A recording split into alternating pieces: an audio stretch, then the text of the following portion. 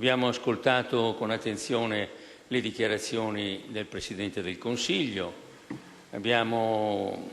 ascoltato i suoi impegni circa il contenimento della pressione fiscale,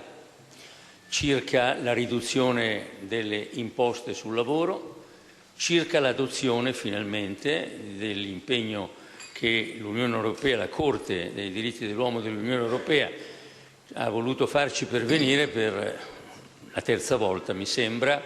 per quanto riguarda la responsabilità civile dei giudici. E quindi, mettendo insieme tutte queste aspettative, il fatto che l'Italia ha bisogno di un governo che possa produrre quelle riforme strutturali e istituzionali di cui il Paese ha bisogno per modernizzarsi, abbiamo deciso, non senza interno travaglio, di esprimere un voto di fiducia a questo governo.